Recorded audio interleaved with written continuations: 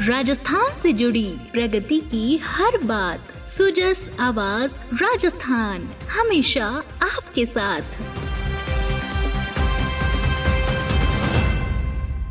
Sujas podcast में मेधा से आप सुन रहे हैं प्रदेश की खास खबरें। एक नजर आज की सुर्खियों पर। मुख्यमंत्री भजनलाल शर्मा ने आज चिकित्सा क्षेत्र के साथ किया बजट पूर्व संवाद। विभिन्न हितधारकों से विकसित राजस्थान के लिए की विस्तार पूर्वक चर्चा। मुख्यमंत्री के निर्देश पर महाकुंभ मेले में राजस्थान से जाने वाले श्रद्धालुओं के लिए राजस्थान मंडप तैयार। निःशुल्क आवास, भोजन और चिकित्सा सुविधाएं होंगी उपलब्ध। मुख्यमंत्री ने एग्री स्टेक योजना और फार्मर रजिस्ट्री रोल आउट को लेकर की समीक्षा बैठक। फरवरी माह से फार्मर रजिस्ट्री प्रदेश भर में होगी शुरू। और अब खबरें विस्तार से। मुख्यमंत्री भजनलाल शर्मा ने आज राजस्थान के प्रत्येक नागरिक के सर्वांगीण विकास के लिए समर्पित वित्तीय वर्ष 2025-26 के प्रस्तावित बजट से पहले विचार विमर्श के लिए मुख्यमंत्री कार्यालय में चिकित्सा एवं स्वास्थ्य क्षेत्र के प्रतिनिधियों के साथ सार्थक संवाद किया। इस अवसर पर उनके महत्वपूर्ण सुझावों को सुना और स्वास्थ्य सेवाओं की गुणवत्ता, चिकित्सा अवसंरचना के विकास और जन स्वास्थ्य सुविधाओं के विस्तार के लिए महत्वपूर्ण चर्चा की। उन्होंने कहा कि हमारी सरकार प्रदेश में गुणवत्तापूर्ण स्वास्थ्य सेवाएं, आधुनिक चिकित्सा सुविधाओं का विस्तार और सर्वजन हितकारी स्वास्थ्य नीतियों के क्रियान्वयन के लिए पूर्णतः प्रतिबद्ध है।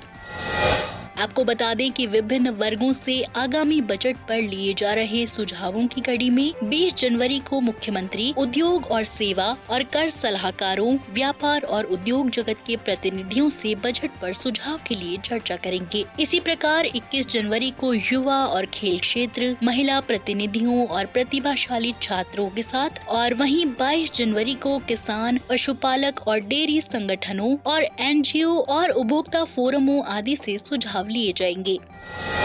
मुख्यमंत्री भजनलाल शर्मा के निर्देश पर महाकुंभ मेले में राजस्थान से जाने वाले श्रद्धालुओं की सुविधा के लिए तीर्थराज प्रयागराज में राजस्थान मंडप तैयार करवाकर निःशुल्क आवास, भोजन और चिकित्सा सुविधाएं उपलब्ध कराई जा रही हैं। मुख्यमंत्री भजनलाल शर्मा ने कहा कि भारतीय संस्कृति में कुंभ का विशेष महत्व है। कुंभ को सभी सिद्धियां प्रदान करने वाला बताया गया है। महाकुंभ मेला प्रयागराज में 26 फरवरी तक चलेगा। इस मेले में मौनी अमावस्या, बसंत पंचमी, माघ पूर्णिमा और महाशिवरात्रि के शाही स्नान सहित मेले में भाग लेने वाले राजस्थान के श्रद्धालु बिना किसी परेशानी के पुण्य लाभ प्राप्त कर सके, इसके लिए राजस्थान सरकार के स्तर पर व्यापक व्यवस्थाएं सुनिश्चित की गई हैं। उन्होंने श्रद्धालुओं से अपील की है कि इन व्यवस्थाओं का लाभ लेते हुए महाकुंभ के त्रिवेणी संगम में पवित्र स्नान, दर्शन और पूजन कर अलौकिक अनुभूति का आनंद प्राप्त करें।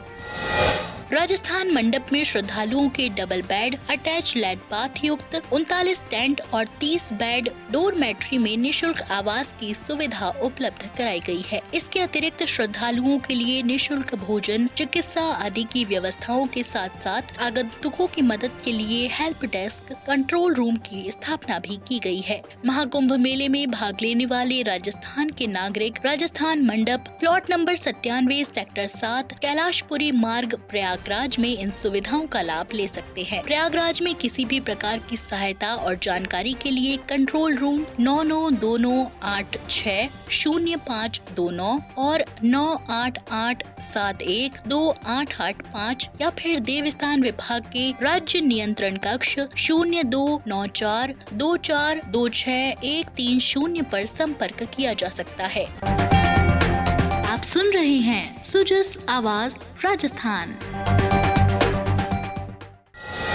इसी क्रम में मुख्यमंत्री भजनलाल शर्मा ने जयपुर में प्रस्तावित राजस्थान मंडपम और यूनिटी मॉल की कार्य योजना के संबंध में मुख्यमंत्री कार्यालय पर आयोजित उच्च स्तरीय बैठक ली। उन्होंने कहा कि राजस्थान मंडपम स्थानीय कला, संस्कृति और पर्यटन को बढ़ावा देने के साथ साथ सांस्कृतिक और व्यावसायिक आयोजनों के लिए प्रमुख आकर्षण के रूप में उभरेगा। उन्होंने कहा कि देश और विदेशों के बेहतरीन कन्वेंशन सेंटर का परीक्षण कर राजस्थान मंडपम में विश्व स्तरीय सुविधाएं विकसित की जाएंगी। उन्होंने यहाँ विकसित होने वाले convention centre, exhibition centre, meeting hall और आगंतुकों की पार्किंग के संबंध में आवश्यक दिशा निर्देश प्रदान किए।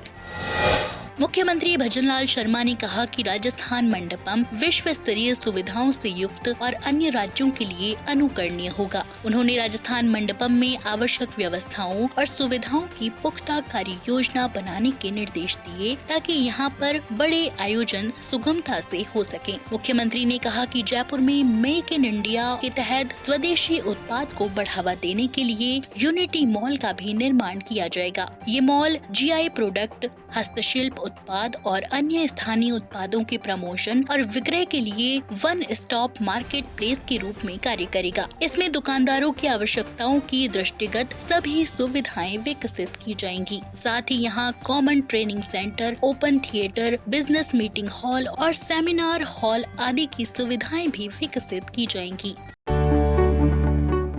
राजस्थान सरकार का प्रयास, सही जानकारी हो आपके पास। राजस्थान सरकार के समाचारों, महत्वपूर्ण निर्णयों और सभी योजनाओं की सटीक और सही जानकारी आपको मिलती है सुजस ई बुलेटिन, सुजस वीडियो बुलेटिन और सुजस आवाज पॉडकास्ट के साथ। इसके लिए फॉलो करें हमारे YouTube channel DIPR Rajasthan official, Facebook page और X handle DIPR Rajasthan. Rajasthan सरकार से जुड़ी दिन भर की खबरों के लिए आप सुजस ऐप भी डाउनलोड कर सकते हैं।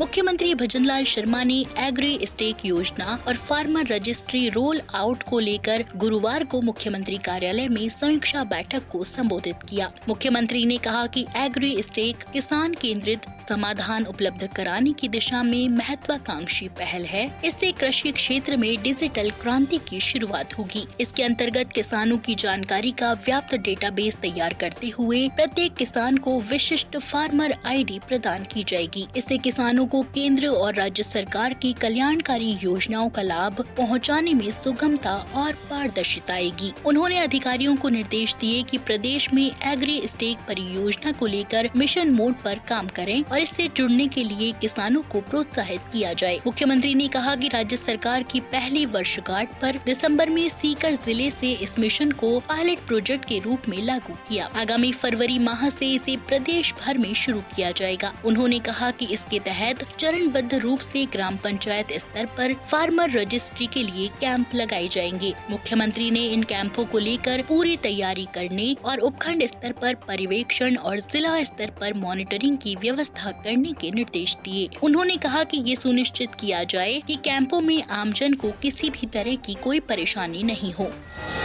राज्यपाल हरिभाऊ किशनराव बागड़े ने आज द ढूंढा टॉक 2025 कार्यक्रम को संबोधित किया। श्री बागड़े ने कहा कि राष्ट्र प्रथम की सोच रखते हुए हमें विकसित भारत के लिए मिलकर काम करने की जरूरत है। उन्होंने कहा कि राष्ट्र है तो हम हैं, यही शाश्वत दृष्टि भारत को फिर से विश्व गुरु बनाएगी। उन्होंने कहा कि युवा पीढ़ी राष्ट्र हित को अपना परम कर्तव्य मानते हुए देश के विकास में सहभागी बने। उन्होंने कहा कि राष्ट्र कोई भूमि का टुकड़ा नहीं बल्कि की विचार है। सनातन भारत की दृष्टि उदात्त जीवन मूल्यों में है। उन्होंने कहा कि व्यक्ति अपने लिए ही नहीं सर्व कल्याण की सोच रखता है, तभी सर्वांगीण विकास की ओर आगे बढ़ता है। स्कूल शिक्षा और पंचायती राज मंत्री मदन दिलावर ने आज चित्तौड़गढ़ में विश्व प्रसिद्ध कृष्ण धाम श्री सावलिया सेठ के दर्शन किए और प्रदेश की खुशहाली की कामना की। इस दौरान उन्होंने श्री सावलिया सेठ की तस्वीर भेंट स्वरूप प्राप्त की। श्री दिलावर ने इससे पहले भदेसर पंचायत समिति के विभिन्न ग्राम पंचायतों का निरीक्षण किया और सीसी सड़क की गुणवत्ता, नालियों की साफ सफाई और ग्राम पंचायतों में नियमित रूप से सफाई के संबंध में अधिकारियों को निर्देश दिए। उन्होंने भदेसर ब्लॉक के सुखवाड़ा, जेतपुरा, आख्या, नरबदिया, मंडाफिया सहित विभिन्न ग्राम पंचायतों में पहुंचकर साफ सफाई का निरीक्षण किया और जन कल्याणकारी योजनाओं और कार्यक्रमों के संबंध में ग्रामीण महिलाओं से भी बातचीत की। तो आज के सुजस पॉडकास्ट में इतना ही। मेधा को दीजिए इजाजत। कल फिर होगी आपसे मुलाकात। तब तक के लिए नमस्कार।